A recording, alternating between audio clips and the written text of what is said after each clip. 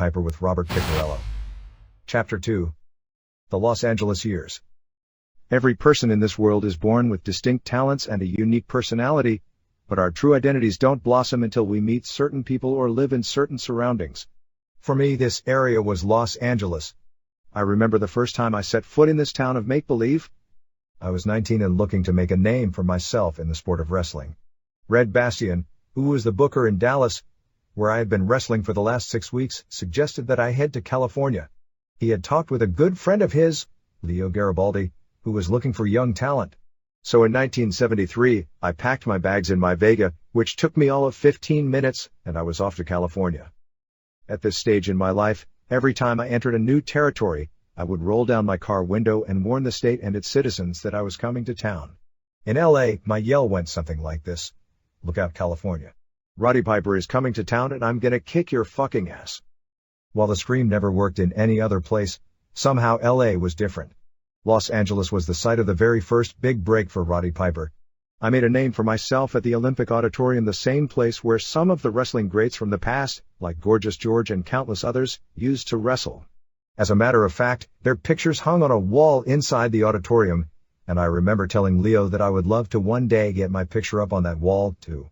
Without thinking anything of it, Leo told me to give him a picture and he would get it put up there. I told him no. I didn't deserve to be in that company. Not yet anyway. The first thing I did when I got to LA was head over to the arena to find Garibaldi. He looked me up and down and said, "Who the hell are you?" I told him that I was Roddy Piper. "Who?" "Roddy Piper, Red Bastian sent me." And he said, "Oh yeah. The locker room is down there." Once I found Garibaldi, the next thing I had to do was find a place to stay. I asked the other wrestlers where the guys usually stayed, and they told me about a place on Ocean Avenue named the Flamingo Hotel. You couldn't rely on the bookers to do anything for you. There were no frills, they didn't pay for anything. If you got there, you got there, if you didn't, you didn't. So I booked myself into the hotel the guys recommended. Actually, it's the same hotel used in the movie White Men Can't Jump, starring Woody Harrelson and Wesley Snipes. How I managed to survive in this joint for 2.5 years is beyond me, as there was a murder in our back alley about once a week. The owners of the place must have known that I was going to be rowdy while I stayed there. They gave me the room closest to the alley where all the murders were taking place. Garibaldi was the booker and Mike LaBelle was the promoter for the territory. Mike's half-brother, Judo Gene LaBelle, one of the toughest guys in the world, took a liking to me, thank God. I'd go down to his dojo to train, and eventually I earned a black belt. Gene gave me Chuck Norris and Bruce Lee black belts, and I don't think many more. Gene became like another father to me. I have the greatest respect for him. He trained me physically while Leo trained me psychologically. These two men are responsible for helping me make it in the sport of professional wrestling. But before I get into my wrestling career in LA, I would like to just give you a taste of the craziness that went on every day while I was living in California. This was the time when Joe Gold, the founder of the famous Gold's Gyms, sold his facility in downtown Santa Monica with the understanding that he wouldn't open up another Gold's Gym close by. So what did Joe do? He went down about 10 blocks and opened up another gym, calling it World's Gym. Once he opened his new gym, he got back all his old clients: Ken Waller, Frank Zane, Arnold Schwarzenegger, Lou Ferrigno, and all the wrestlers. I, of course, followed the pack, as did my pal Jay the Alaskan York. Jay and I became tight in LA, wrestling together, training together, partying together, and getting into trouble together. I remember one time I got into a mess of trouble because of Jay. Of course, he also saved my ass. See, there was this popular Renaissance fair every year in Los Angeles, and Jay had this booth. It was quite a gimmick. He had this big cross where you could tie up your mate and whip him or her with a cat o' nine tails that was made out of paper. He would attract customers by saying, "Me lords and me ladies, come and give them the punishment they deserve." People would come and pay $1 or 50 cents, or whatever it was, and then Jay would gently bind them to the rack and let their mates have some fun in the sun. It was a big joke, and everyone seemed to enjoy the attraction and left the booth laughing. One day I was hanging out at the fair with Jay and this gal comes up to the booth wearing a long black cape with a hood. She was holding on to another girl, and her husband was standing by her side. The girl turned to Jay and me and asked politely if she could put her husband on the rack. Jay, thinking nothing of it, agreed and proceeded to tie him up. Jay went to give her the paper cat o' nine tails, but she informed him it wasn't necessary, because she brought her own. She then whipped out a stick from under her cape and started to beat the shit out of her husband. She was just wailing away on him, until Jay jumped in to stop her, telling her that she can't do this because it's a family place. But Jay, being the old school type of wrestler and businessman that he was, made her an offer on the sly so that he wouldn't miss out on a payday. Jay asked the lady if she wanted to rent the rack when the fair closed down at 7 p.m. Without hesitation she agreed, and they set up a place and time to meet later that evening. After the deal was cut, Jay told the lady and her gothic friends to get lost because they were killing his business. After the fair ended, Jay asked me to take the rack over to the other side of the grounds to meet the couple. So, being the good friend I am, I took the contraption to the other side of the fair, but when I got there it wasn't just the couple waiting for me, there was a whole group of people. Thinking nothing of it, I'd seen weirder people come through the ropes on any given night. I set the rack up for them. Being the kind guy that I am, I also showed them where to put their arms, using myself as an example. As I was demonstrating how to use the rack, a woman came up to me and tightened up the leather straps. Now there was nothing I could do to free myself, and the next thing I knew, they had a bonfire going and there were these rocks arranged in different formations and all kinds of weird shit, and they all started chanting.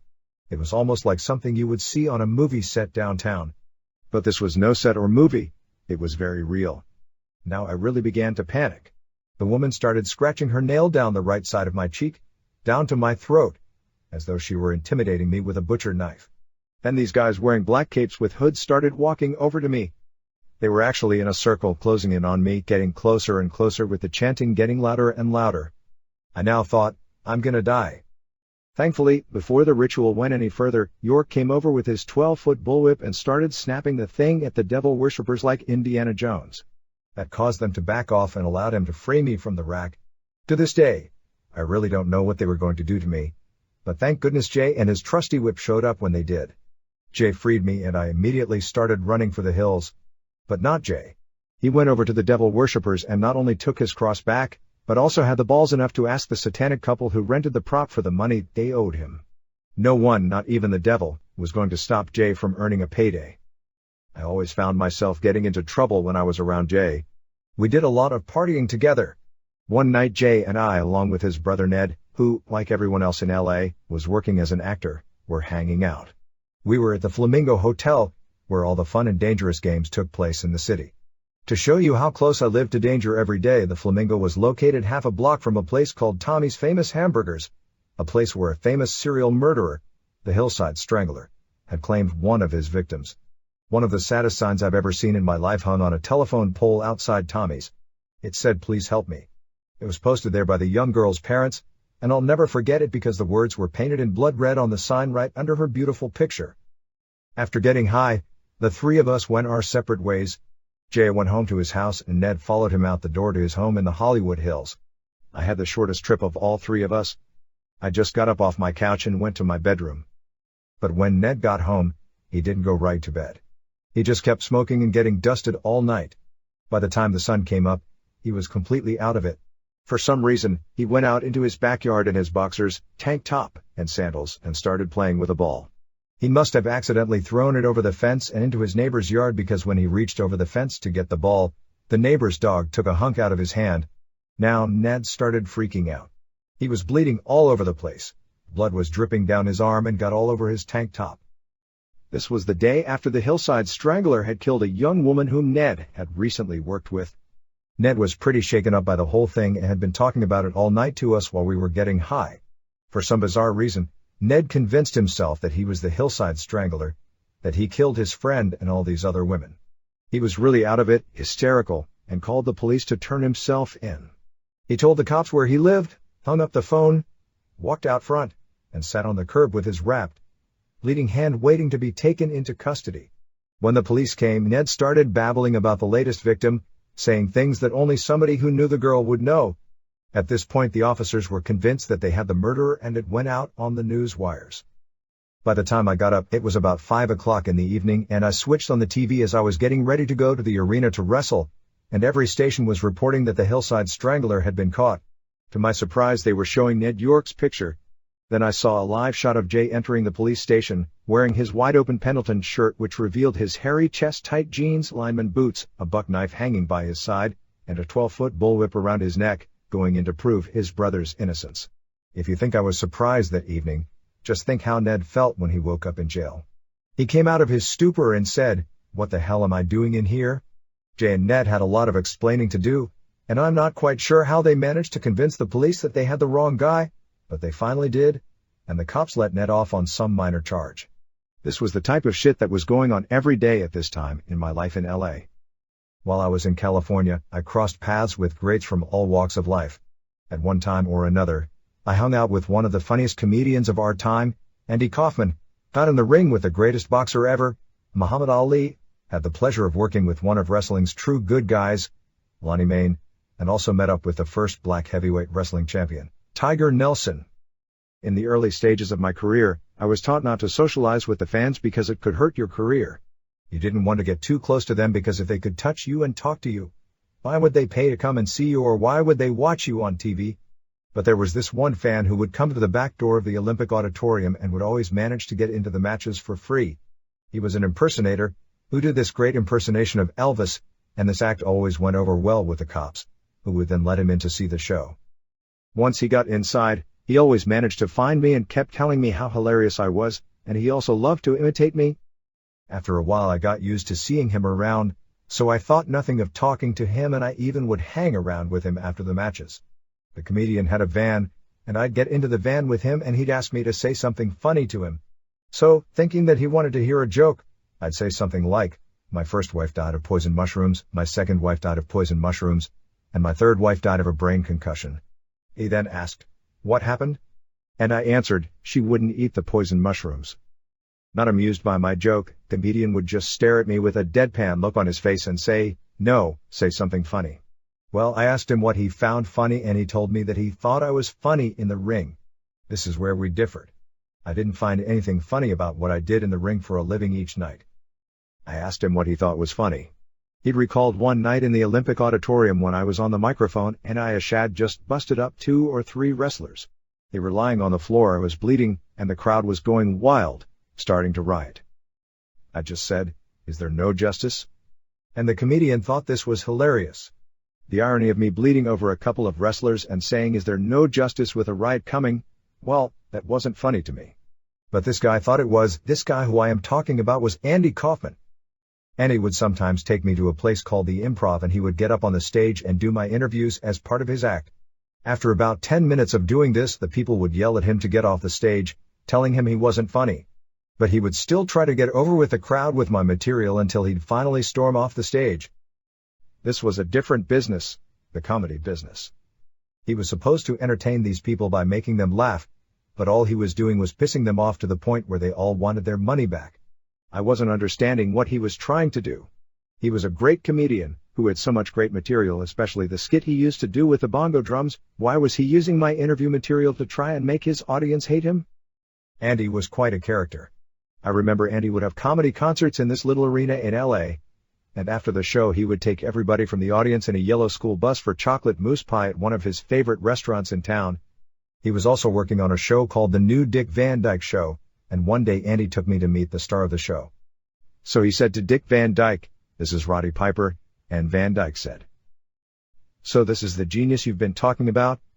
Apparently he'd told Dick Van Dyke all about me, about my wrestling at the Olympic Auditorium and my work on the mic. But I just hate compliments, I don't want to listen to them. I just retract, hide, go back into my little shell. I never understood why Andy was so fascinated by me. He was a master at his craft, but for some reason he was mesmerized by the world of professional wrestling. Andy never smoked, drank, or did anything wrong that I knew of as far as his health was concerned. I remember, just before I left LA, I went to say goodbye to him. I told him I was moving on, and his eyes actually welled up with tears. He said, "I'll make you proud of me, Roddy." That's the last time I ever saw Andy Kaufman. Another great guy I had the pleasure of meeting in Los Angeles was a wrestler named Lonnie Main. He looked like Santa Claus and drove a Trans Am, and boy, was he a madman. 2 of the things that I remember most about this guy were that he loved to drink Southern Comfort out of a Coke can, and that he also loved to have fun with the guys. Once he was driving to Bakersfield with his tag partner Ron Bass, and he bet Ron a hit in the head with a frying pan that they would see a deer in their travels. Ron agreed to the wager, sure that he would win the bet because there were no deer on the route they were driving. Well, the 2 get to Bakersfield, and just as Ron thought, they didn't spot any deer on their journey. When they got to the apartment they were sharing, Ron reminded Lonnie of their little bet and then proceeded to tap Maine on the head with the frying pan. At that time wrestling in Bakersfield was every Thursday, so the following week Lonnie wanted a chance to get even, so he made the same bet with Bass. Once again there were no deer on the drive, and Lonnie got bonked a second time. But one day Lonnie finally got even. Bass and he were again taking the drive from LA to Bakersfield, and Lonnie spotted a deer on the side of the road as they were driving to their match. He was ecstatic, but said nothing until they got back to their apartment. Once they got inside, Lonnie picked up an iron frying pan and called Ron's name. Ron turned around and pow! Lonnie knocked him out cold, and split open his head. Lonnie was always fooling around. He would do things like set my shirt on fire when I was in front of the camera on live TV, but it was all in good fun. The next day he would buy me a new shirt that was twice as expensive as the one he ruined the night before.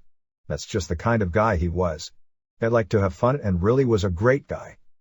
When I met him he was just about to wind up his wrestling career and go into the real estate business with his dad.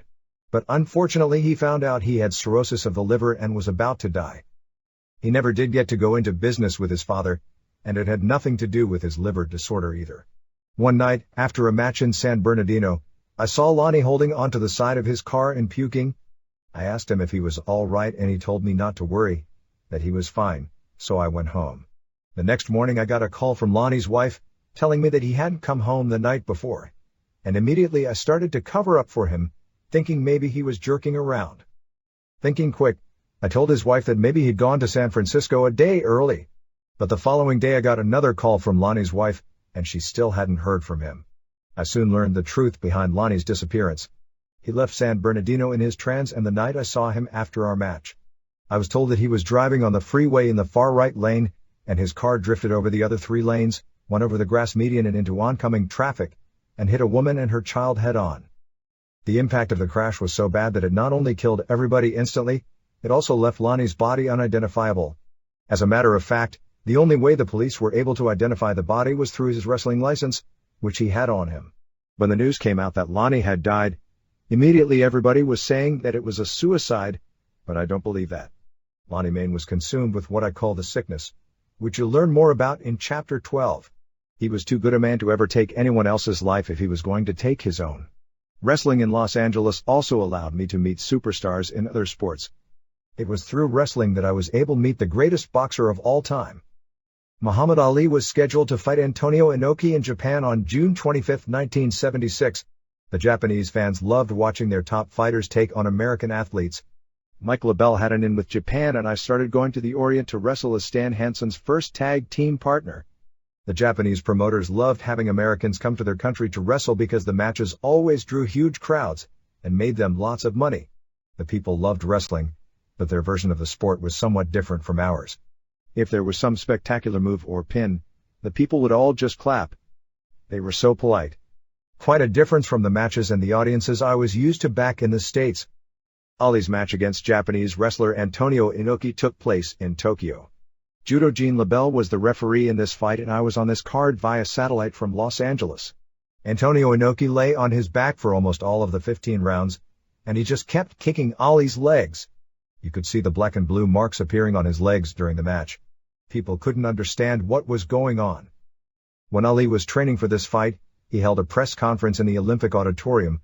At the time I was the light heavyweight champion of the world, the only world title I have ever held and the only one I ever wanted to hold. All the rest of them are just heavy and they beep when you go through the metal detectors at the airport. At a press conference, a karate champion tried to leg dive Ali while his entourage and camera crew watched his every move. Ali was able to hold his own against the jerk, who was trying to make the boxing champ look like a fool, while making a name for himself at the same time.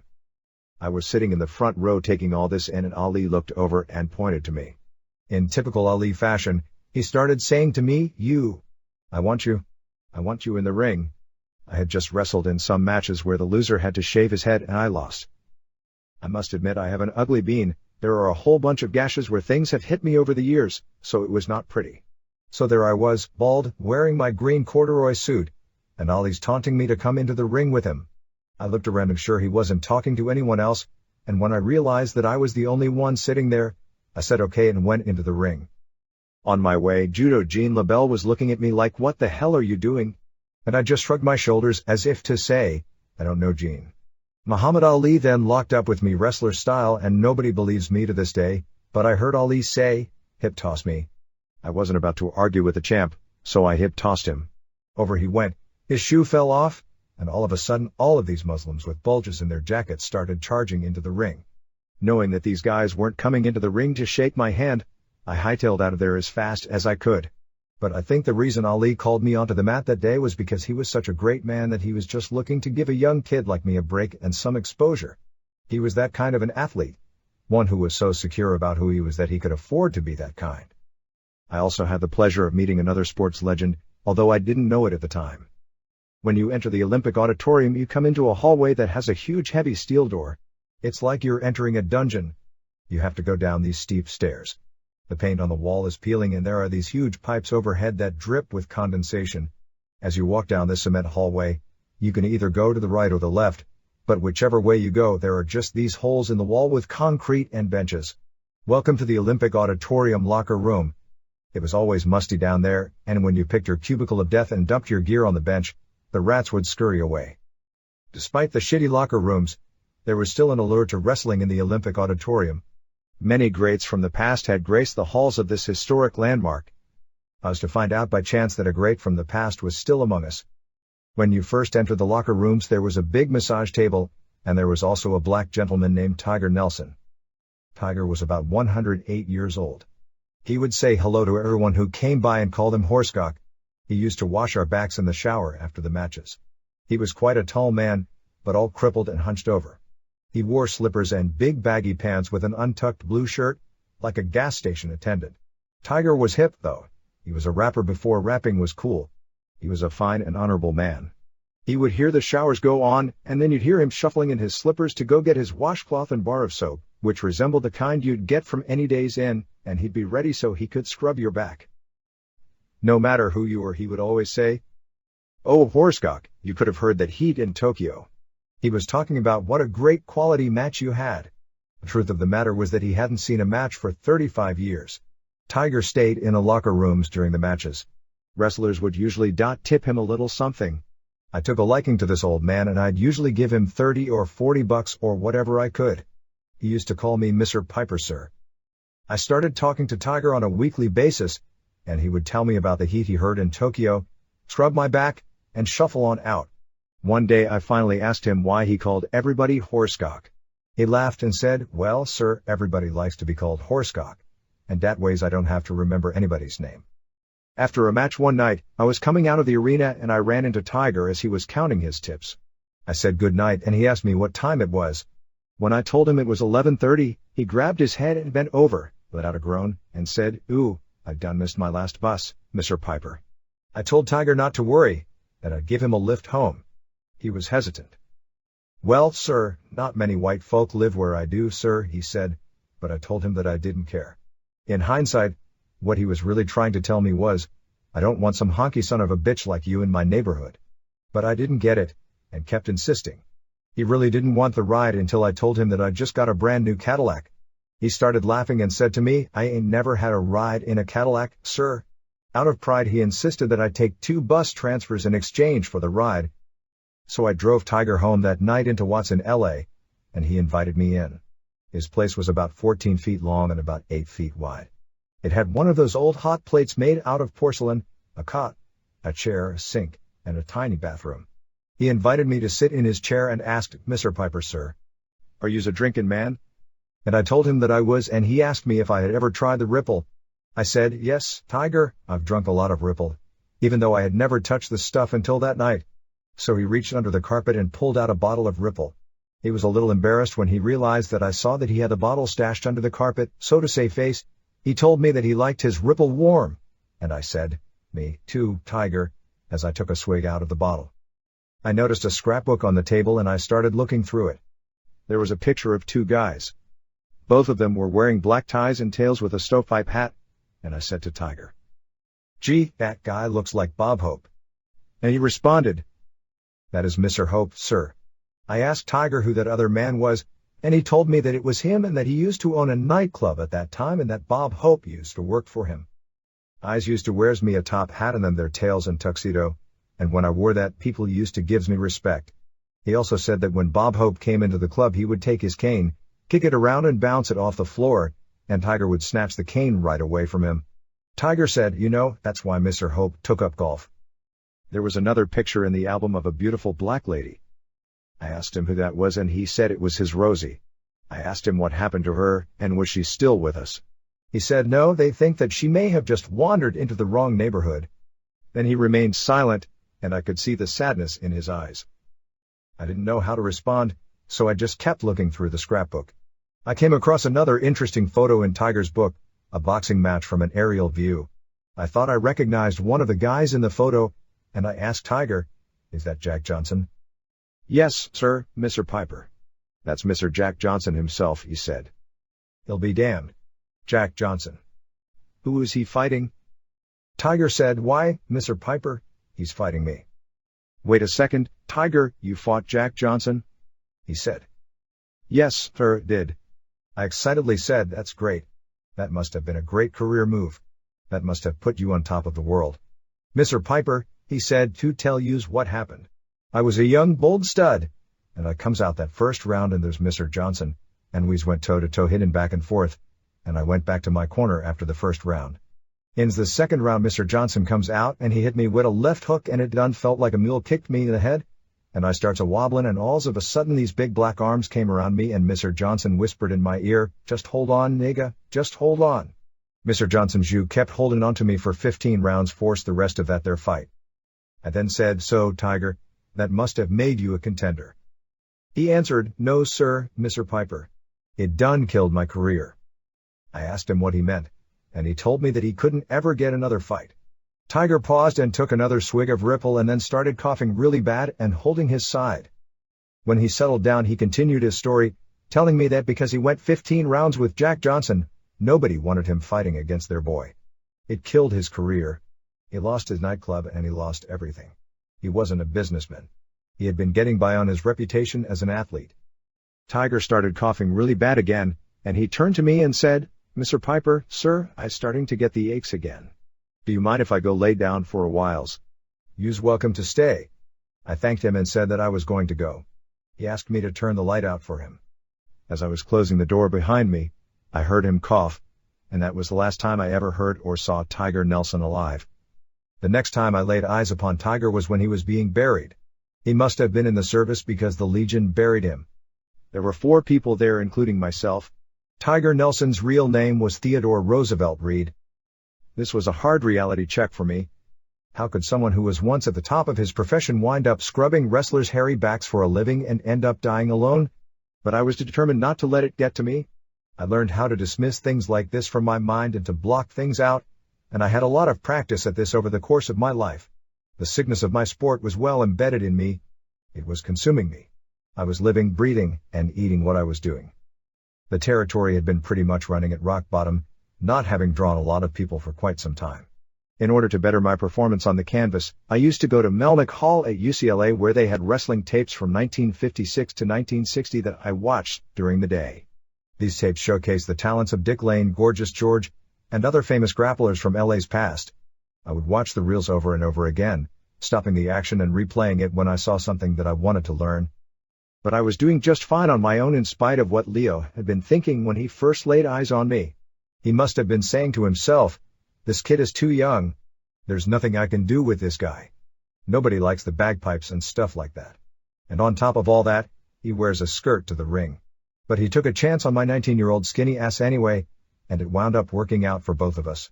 I would change the face of wrestling before anybody on the West Coast realized what hit them.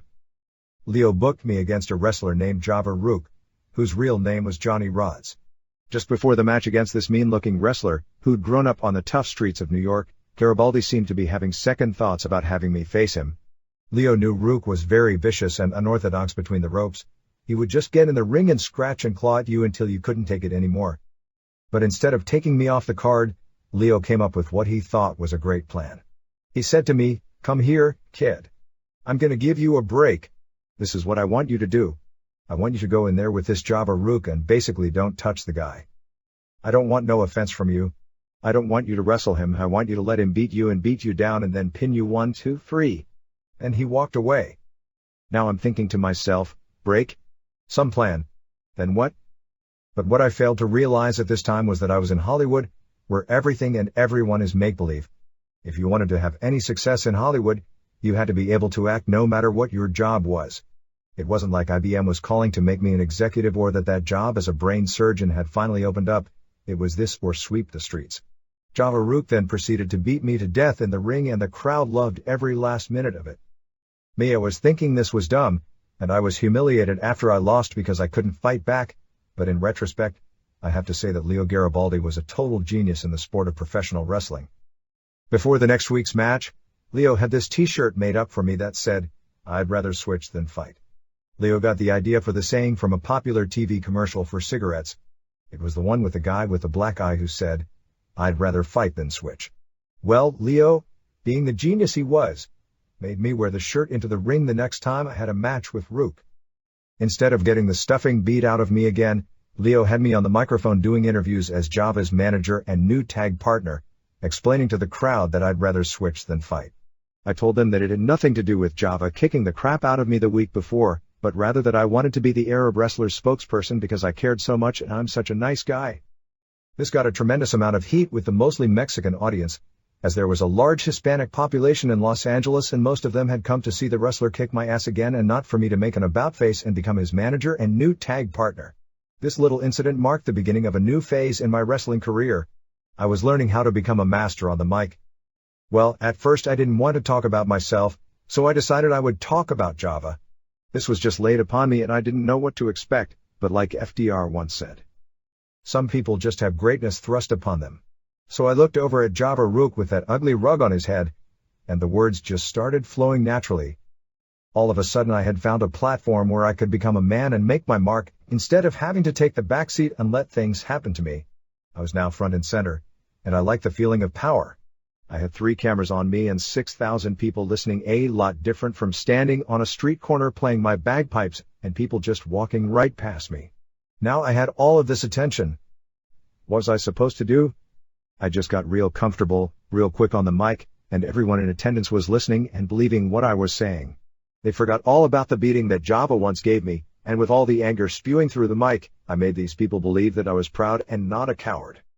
Up until this time I had probably done only 2 or 3 interviews, but I felt I had a bit of a knack for telling people what was going on. I had 19 years of venom building up in my belly, and as I started doing these interviews, the edge in me started to come out. There was no preparation here. It was live TV, so it was all ad-lib. I was just put in front of the camera at the Olympic Auditorium, and they would say, "Okay, you've got 3 minutes. Tell us about yourself, and talk about Java Rook." Here I was, a Canadian kid in Los Angeles in 1974, standing there with a kilt on and bagpipes in my hand, in front of 6,000 Hispanics, next to a Puerto Rican acting like an Egyptian madman wearing a towel from the Motel 6 on his head, and they all wanted me to do something. So without hesitation, I blew up my bagpipes for them. Now, being a former bagpipe champion, I knew I could play them well, but the audience had no idea what to expect. At that moment all I could think of was Jack Benny and his violin and how bad he had played that instrument over the years. I realized how good he had to have really been in order to play that bad. The bagpipes, like the violin, are a beautiful instrument, but when they are up in your face, they tend to be pretty annoying, especially when you've got a good bagpipe player trying to play really bad. Jimmy Lennon was the ring announcer that night. He was a fine man and probably the most famous ring announcer in boxing at that time. He also saved my life, later in my career, when he refused to get out of the way as a crazy gunman with a .45 automatic tried to take a shot at me right as I was about to enter the ring. After security subdued the lunatic, and after my match, they emptied the guy's gun, and there was a bullet with my name on it. If it hadn't been for Jimmy Lennon standing in this guy's way, I don't know what would have happened. But getting back to my story about that night with Java Rook, I asked Jimmy Lennon to ask the crowd to stand for the Scottish national anthem, and he did his best to comply. But they certainly hadn't paid good money to watch me play the pipes. These people wanted action, but I wasn't going to let them have their way until I had mine. Even though all 6,000 people were booing me, wanting me to put the pipes down and wrestle, I acted like I didn't care. Even Rook was going back and forth in the ring like a crazy man, wanting to tussle, but I still wanted to play my bagpipes. It took about 2 or 3 minutes and finally the crowd shut up and let me play. I started playing Isle of Skye while Lennon held the microphone down by what's called the chanter, which is the part of the bagpipes where the fingering is done, and now the music came blaring over the PA system. The booing ceased as people must have thought, hey, that's sort of a nice tune. But they were in for a big surprise when I started holding and dragging out the B, C, and E notes, sending annoying sounds throughout the Olympic auditorium.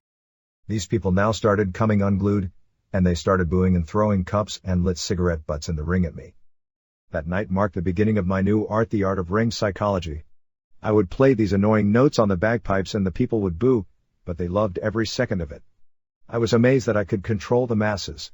As the people would come to the crescendo of their booing, I would start to play the bagpipes really well, playing a jig like the Irish washerwoman. As soon as I noticed the people clapping and starting to get into it, I would play that annoying C note again. It was like torture. It was fucking annoying. They just wanted me out of there. All this emotion, and the match hadn't even begun.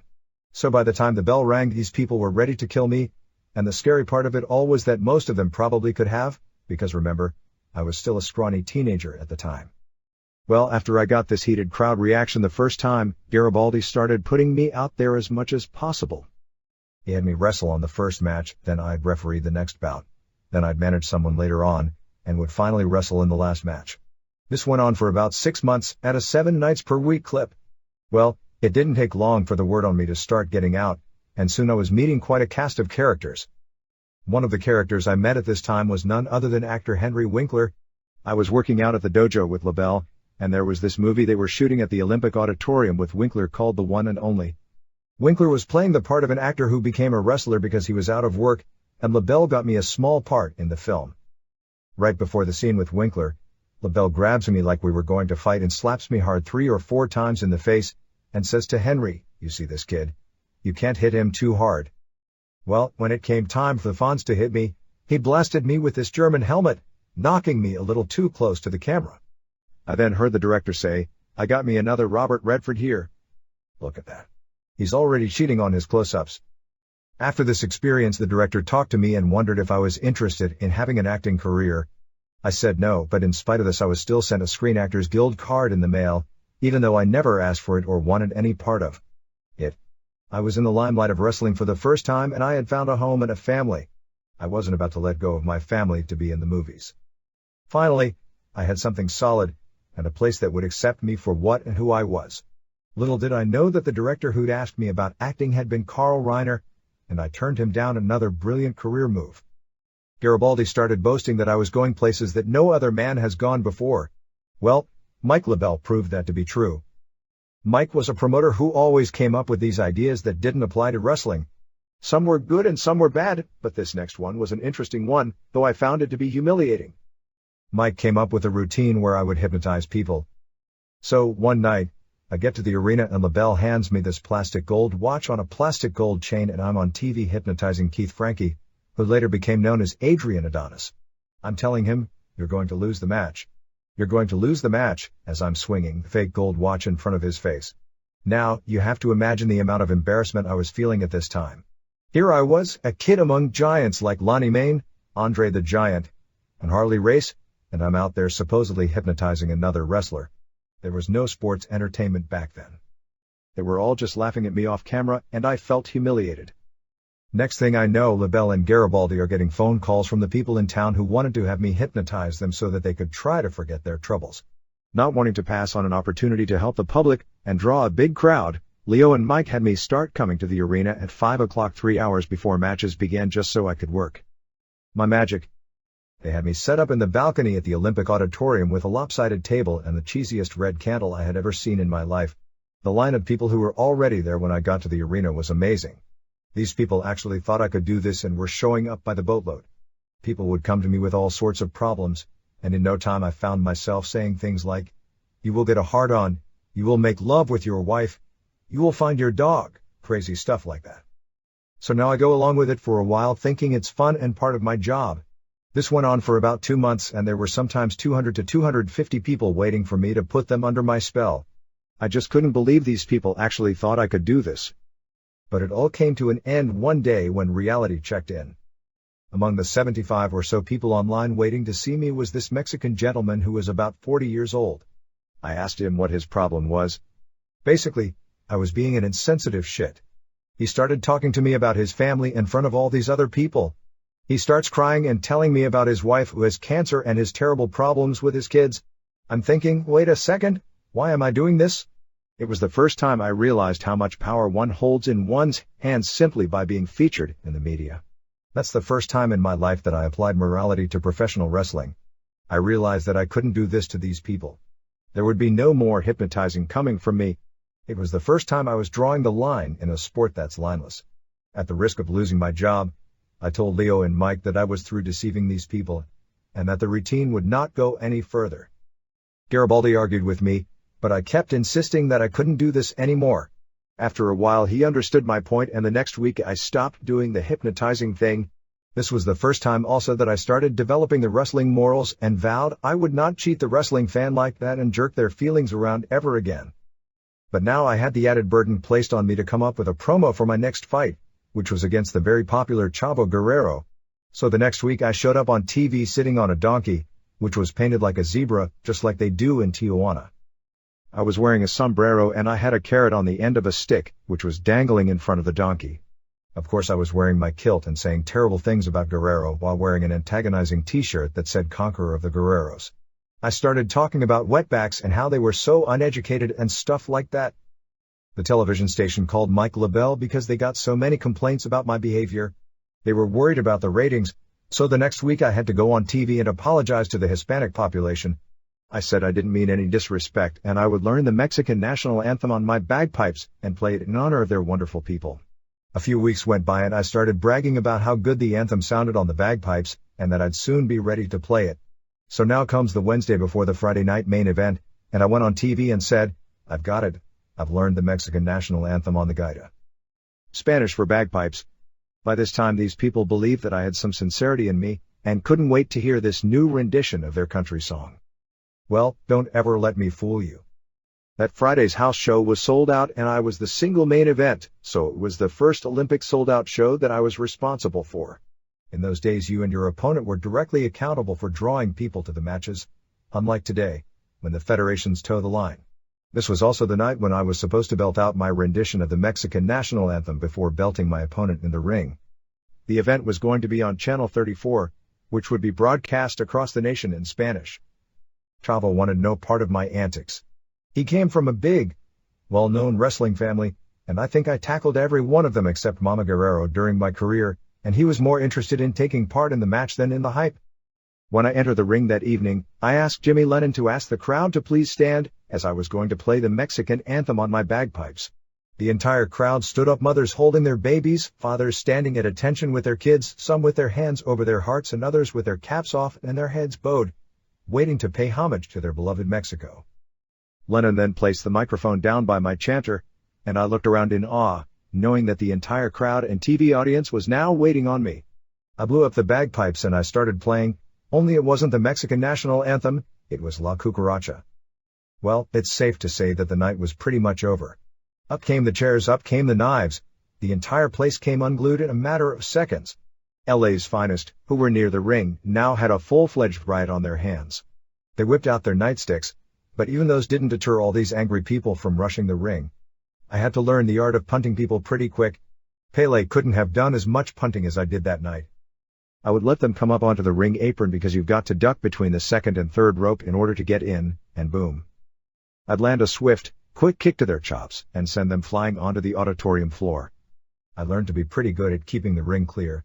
Unfortunately, I didn't make it out without getting a few bumps and bruises myself, and I was also stabbed on this night. After Mike LaBelle found out I was stabbed, he said, "Well, this is why they pay so much for those seats." Ah, the price of fame. Even though it doesn't sound like it, this night went in my favor. The words started getting around about this guy who was selling out the West Coast, a territory that had been virtually dead. And the next thing I knew, I was flying to San Antonio, courtesy of the Hispanic TV station, to wrestle this young up-and-comer, Tully Blanchard, in his first pro match. He was the son of the area's promoter, Joe Blanchard. I'll never forget the feeling of walking into that arena with all these people knowing who I was. Up until this time I had never had this type of recognition. I drew quite a crowd that night in San Antonio. I remember there used to be a policeman there named Rosie, whose job was to keep the crowd and the wrestlers under control. He carried a double-sided blackjack, On one side was sawdust, and on the other end was the real blackjack. Many times the promoter would send Rosie into the ring and he would hit the wrestler with the soft side of the blackjack to get control of him. Anytime a fan or somebody undesirable came unglued, Rosie would just switch that blackjack around and whack them until they were back under control. After my match with Blanchard, I went back to the dressing room, and Terry Funk, the world champion at the time, who had just completed his match, also came back. Just as I was getting out of the shower, a Hispanic fellow who was about 6'4" and 270 pounds came backstage looking for some trouble. I remember Terry just charging this guy. He had his world title belt in his hand, and just nailed this thug right in the face. Seconds later, Rosie was on the scene with the blackjack. Rosie pulled the guy's pants down and hogtied him with his own belt so he couldn't move, cuffed him, and kicked the shit out of him. This began the violent era of my life, when violence became okay. I had already been stabbed once, and now my wrestling family and I, on one hand, and the wrestling fans, on the other, became two different worlds. At this time in my life I was a loose cannon. Challenge me about wrestling being fake and you wouldn't even have time to get the words out of your mouth.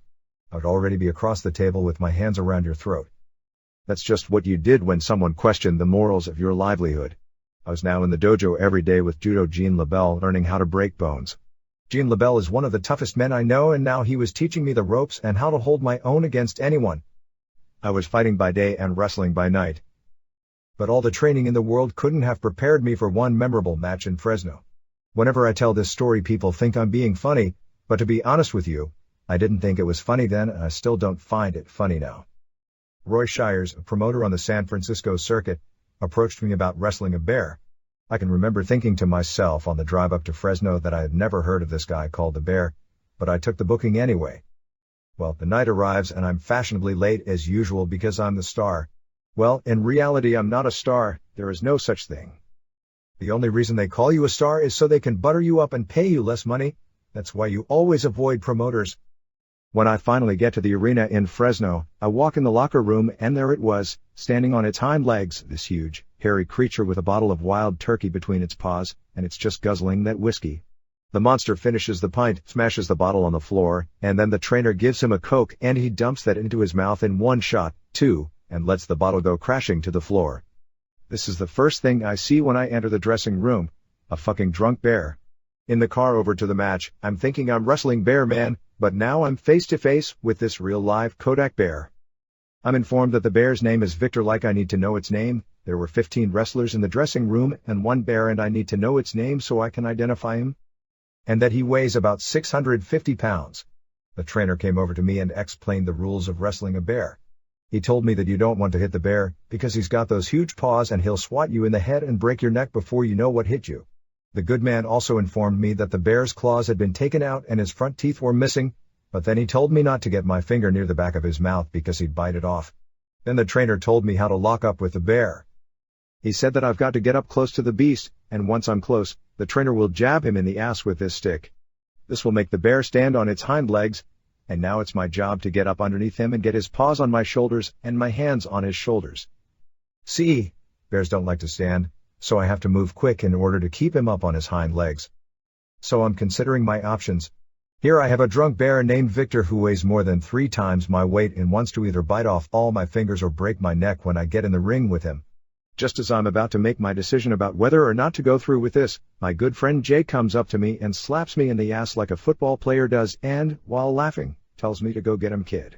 I figure he's laughing because he knows how nervous I am to go wrestle this bear. So I'm in the ring, the bell rings, and the trainer jabs the drunk bear in the ass with the stick, and I get up and I lock up under the bear. To win a wrestling match, you've got to pin the guy's shoulders to the mat for a 3 count. When you lock up with a bear, you realize that a bear don't got no shoulders, so how the hell are you gonna beat him? Bears are natural wrestlers. They know how to arm drag you and go behind you. This is exactly what the bear did to me. The next thing I know, I'm down on the mat with about 8 inches of bear snout up my ass, and for the life of me I can't figure out why. The people are laughing hysterically, but I fail to see the humor in this situation. All those rules that the trainer told me went right out the window. I clawed, beat, scratched, bit, and everything I could think of to do, and still I had bear up my ass. The people are now laughing so hard they're crying, and little do they know that this bear is killing me. I'm getting mauled here and I really think I'm gonna die.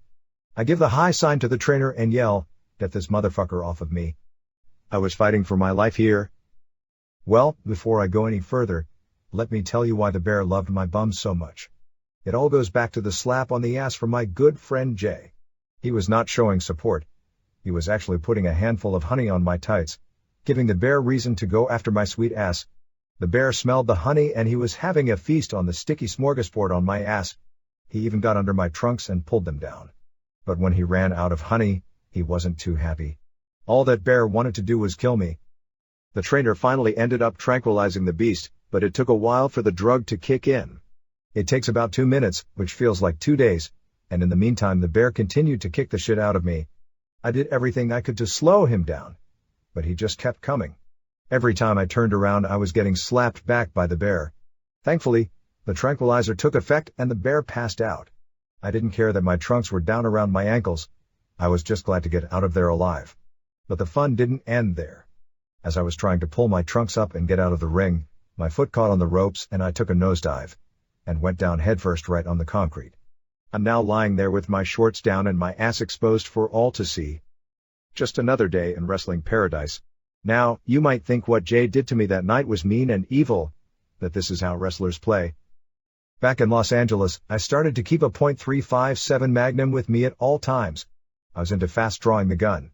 York, an ex-Marine, and I were always talking about firearms. One day I was at the gym and I left my pistol in my room at the Flamingo.